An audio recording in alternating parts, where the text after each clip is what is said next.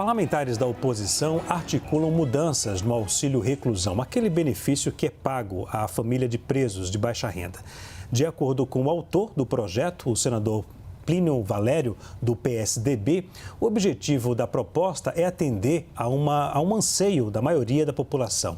O projeto, que está em comissões no Senado, prevê que 30% do auxílio reclusão, que corresponde a um pouco mais de R$ 1.400, seja repassado para a família da vítima.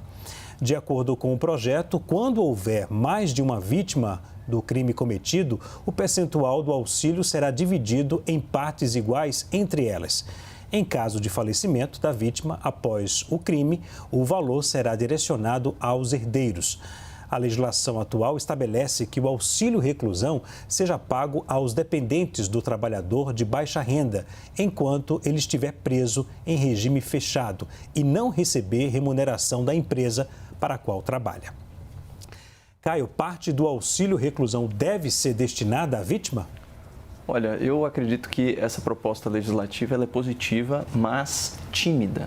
No Brasil, o auxílio reclusão deveria ser extinto, né? O pagamento de um benefício exclusivo para famílias de criminosos é essencialmente imoral e injusto, né? Então, é fundamental lembrar que as vítimas, os familiares das vítimas desses crimes nefastos, hoje não têm direito a qualquer indenização ou benefício pagos pelo Estado em razão da sua condição. Que condição é essa? Condição de vítima. E se a sociedade brasileira estiver mesmo disposta a usar o dinheiro dos seus impostos e das suas contribuições previdenciárias para atenuar o impacto econômico de um crime, qual deveria ser a prioridade do Estado? Remediar a situação da vítima ou do seu agressor? Você, telespectador, se você tivesse que escolher, você daria o benefício de um salário mínimo por mês para a família de quem roubou, de quem estuprou, de quem matou, ou para a família de quem foi roubado, foi estuprado ou foi assassinado? É bem óbvio, né?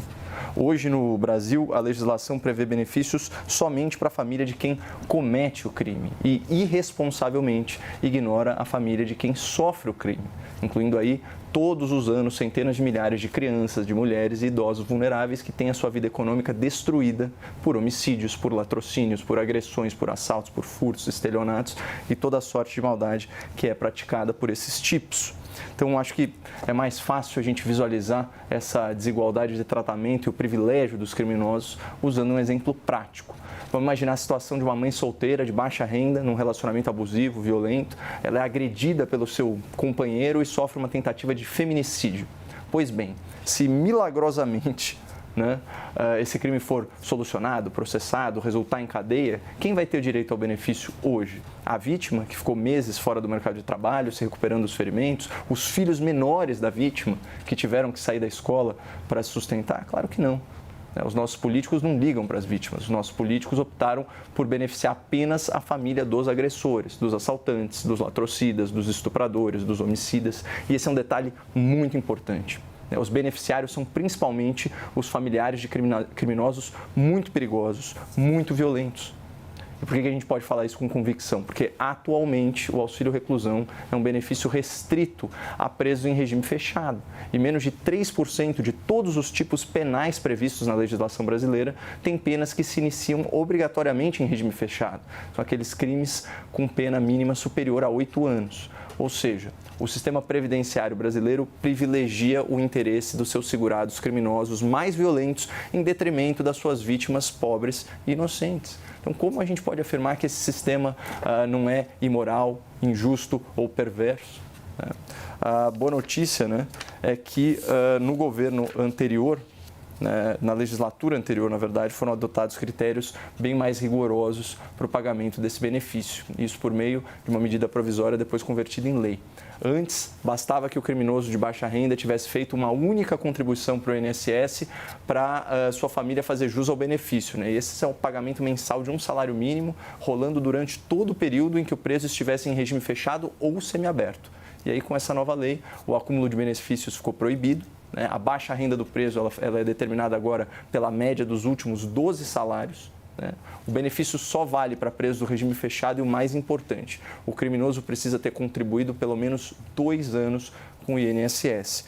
Não à toa, o site Poder 360 noticiou no começo do ano passado que o governo Bolsonaro reduziu em 57% o número de famílias contempladas com auxílio reclusão.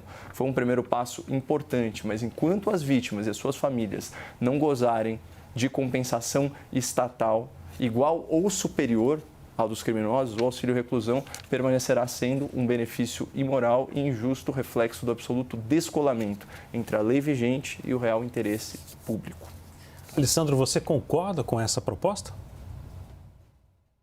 Olha, Leandro, o parlamento pode fazer todo o debate, eu acho que o debate é legítimo.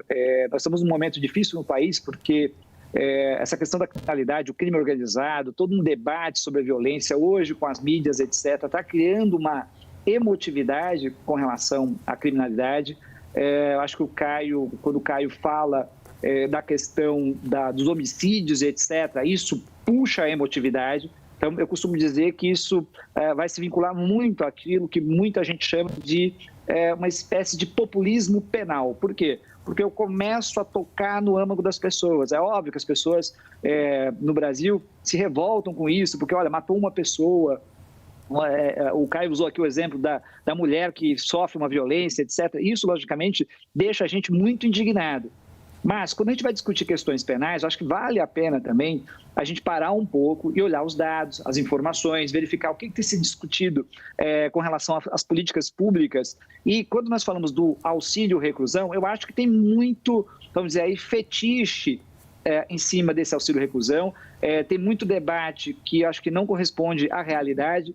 Eu acho que se a gente olhar o sistema prisional, as pessoas que estão presas hoje, nós vamos ver que tem pessoas que estão presas por tráfico, uma grande gama de pessoas presas por tráfico de drogas, uma população negra, muitos homens negros presos por tráfico. E aí, o que você tem?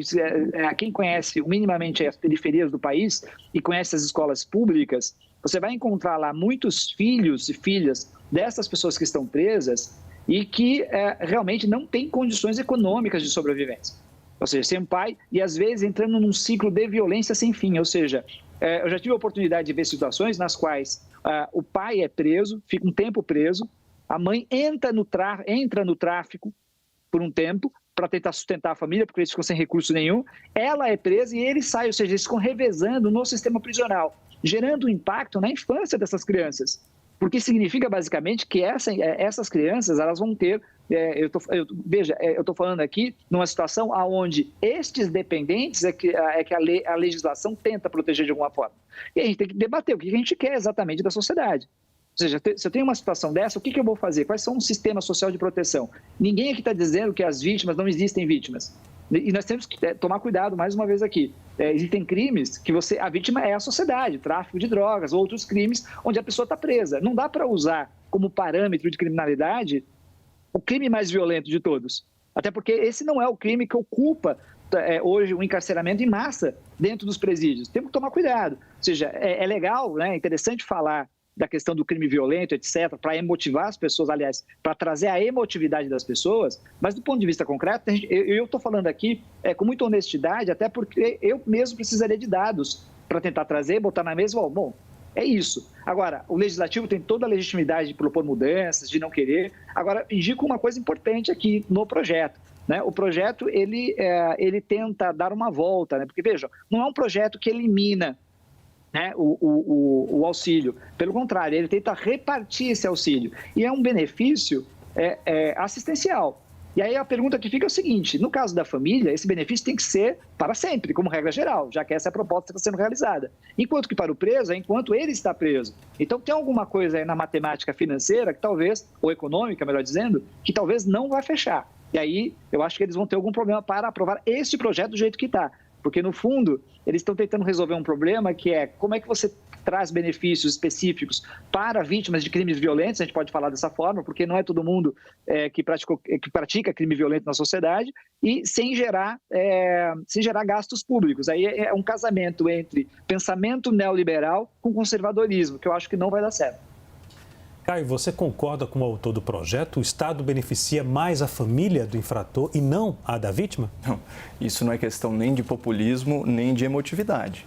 Pelo contrário, isso é uma análise realista e racional. A gente tem os números. Qual o benefício previdenciário destinado à família das vítimas? Nenhum. Qual o benefício, a indenização paga pelo Estado às vítimas e seus familiares? Nenhum. Então você tem o autor do crime de baixa renda, né, a família dele beneficiada com esse, vamos chamar de salário mínimo mensal, e você tem a família dessa vítima que pode ser potencialmente vulnerável, né, sem nenhuma assistência estatal.